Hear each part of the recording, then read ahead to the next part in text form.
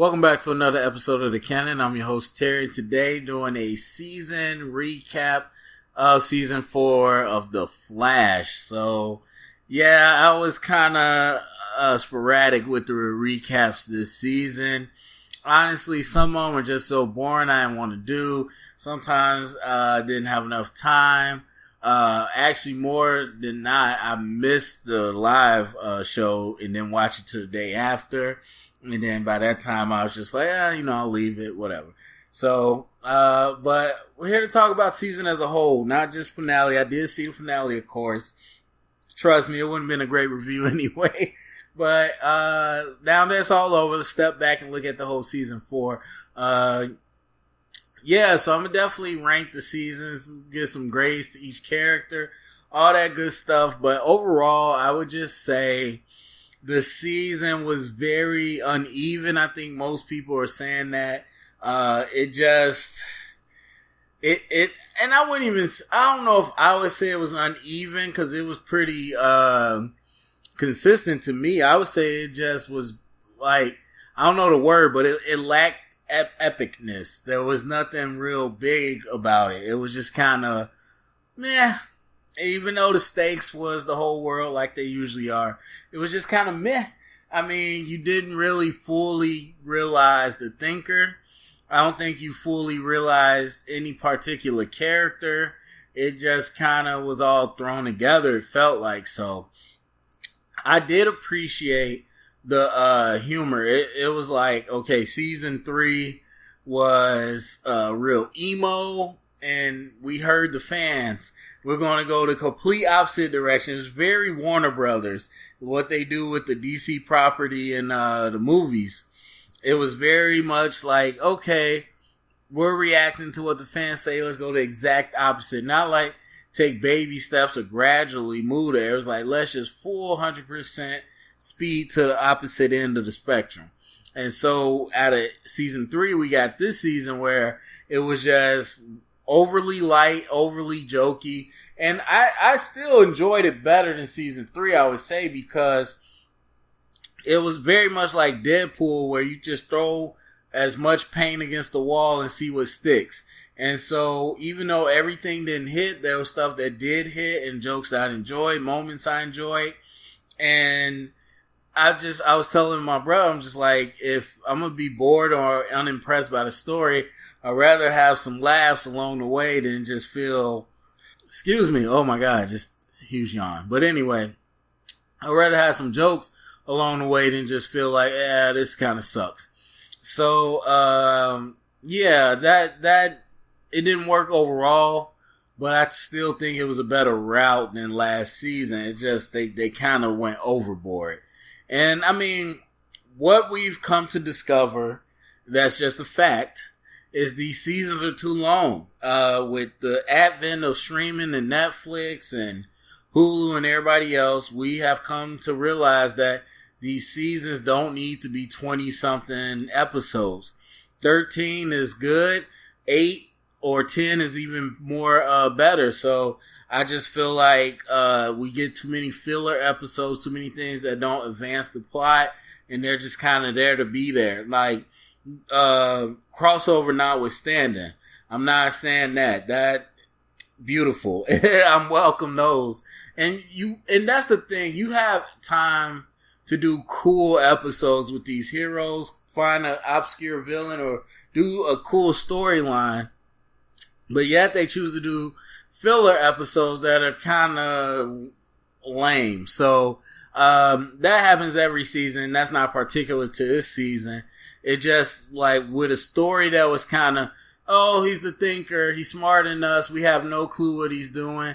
Even if we get a piece, he's 10 steps ahead, and we don't know what he's doing until the very end. That's just kind of what the whole season was. So it felt like this season needed more out of each episode, especially those filler episodes, and we didn't get it. So it was just kind of annoying that way. But, yeah, I mean, that's pretty much in a nutshell. I don't think you did the best of what you could do with the thinker.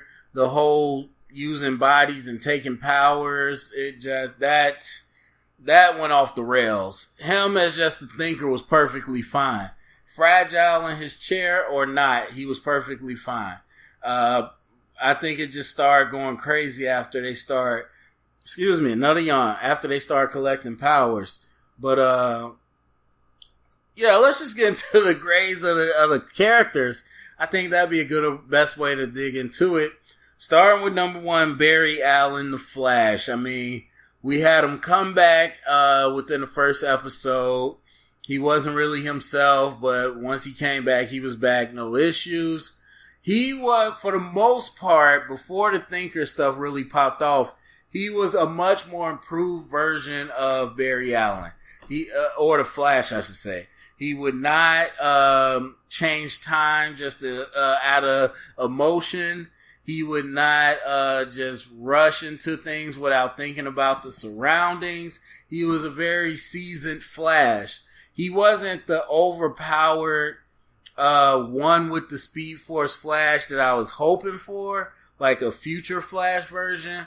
But he came out with much more respect and control of the Speed Force for the most part. Then once the Thinker got into play, it was just kind of... And it's funny because we say like, oh, it shouldn't be so easy for a hero. We want a villain that makes the hero, work for it.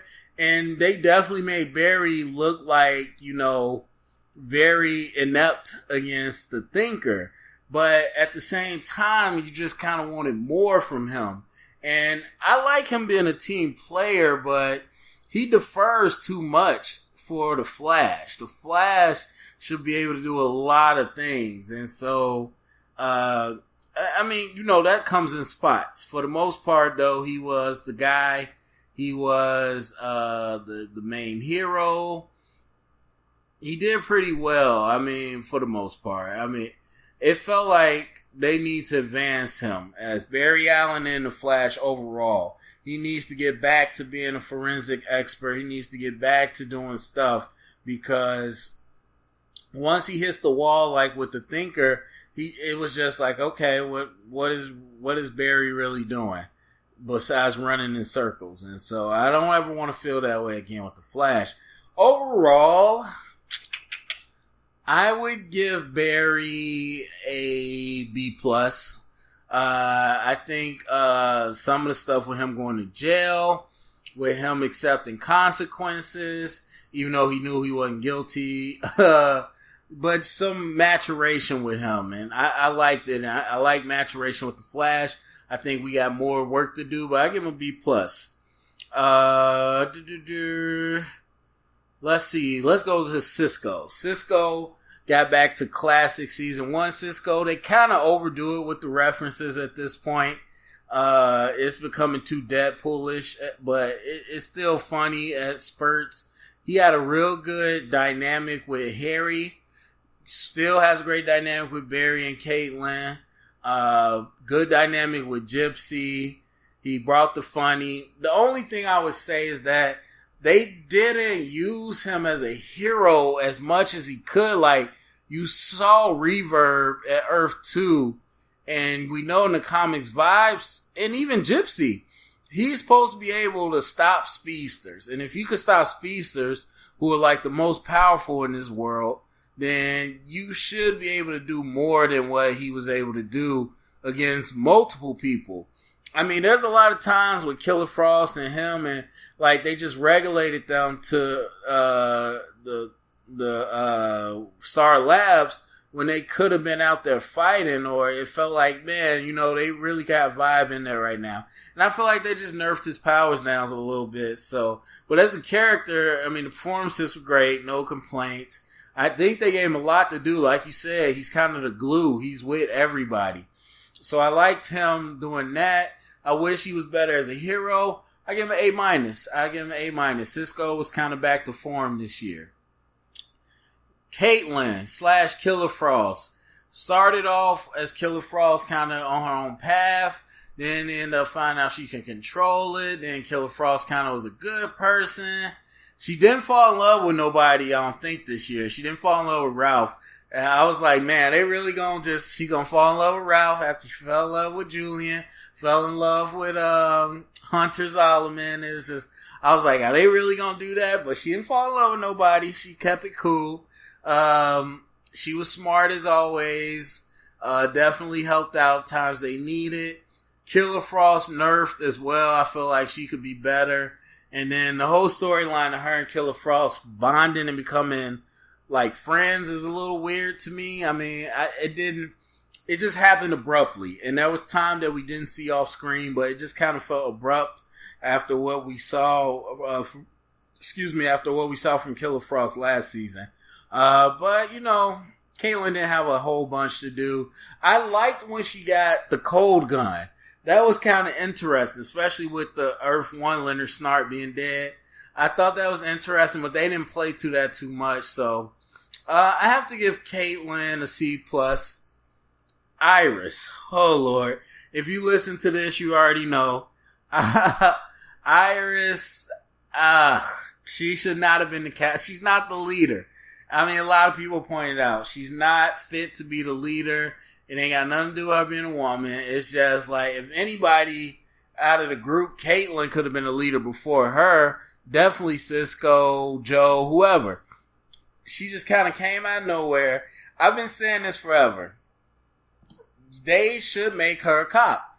She should take a cue from Earth 2 Iris West. That's when Iris was the best. I mean, her being a fake Lois Lane reporter, okay, whatever. It was kind of her going out, getting into trouble, Flash having to save her.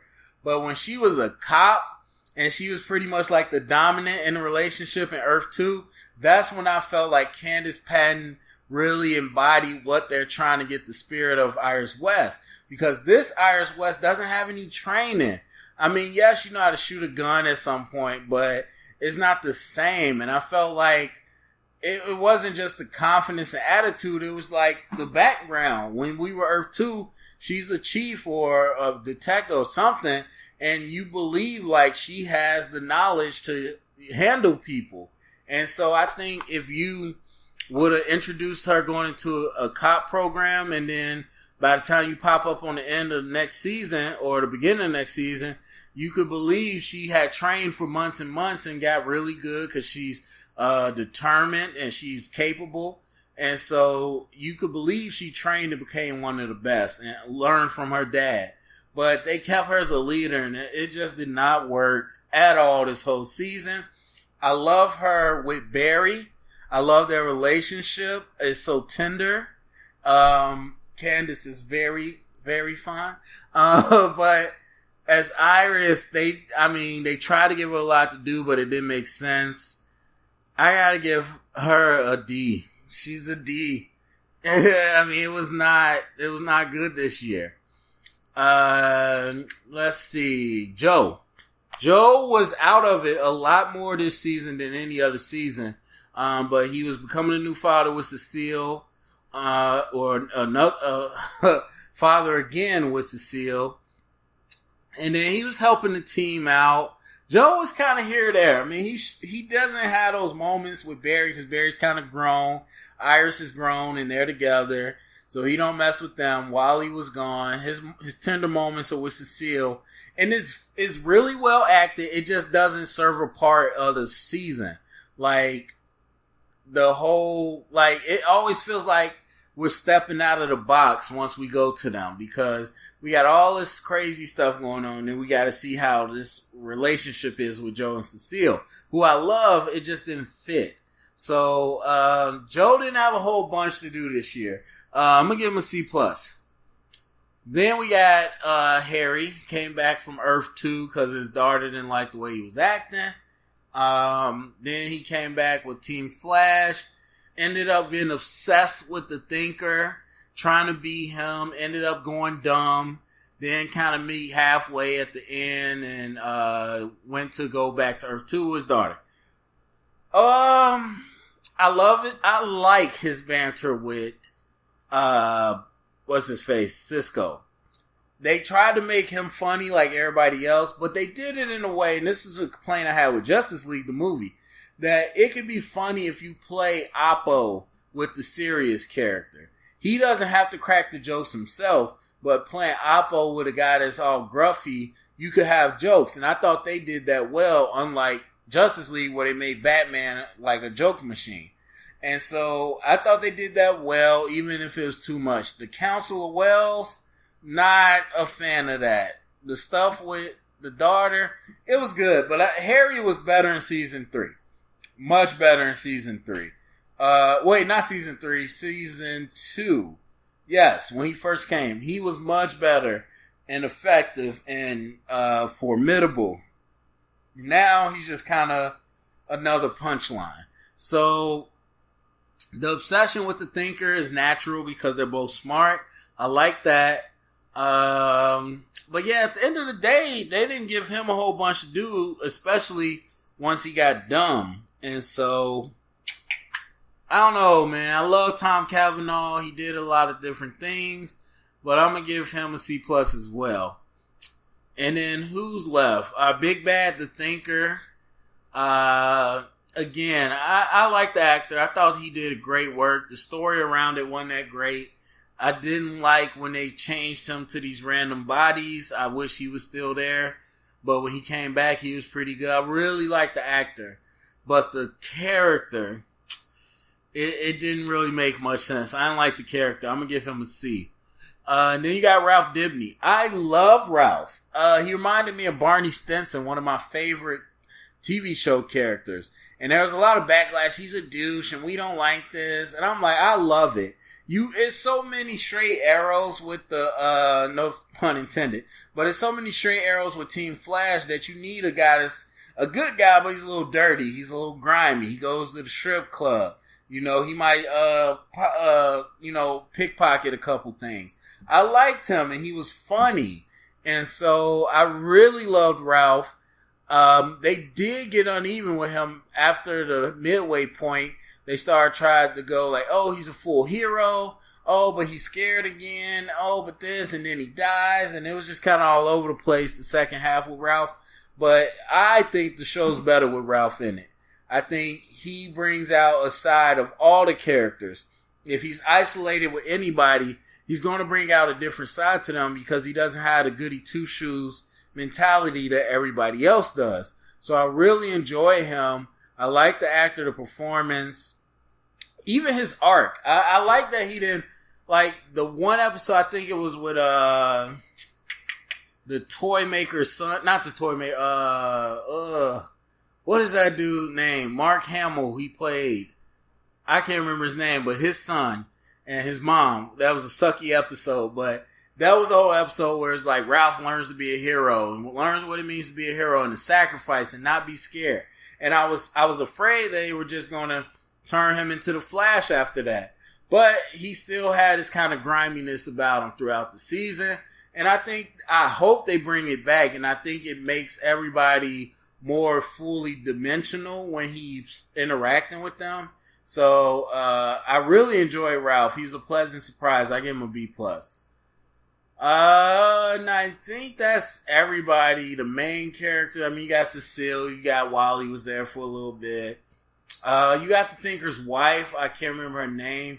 I love the actress. Oh my gosh, she gave a great performance.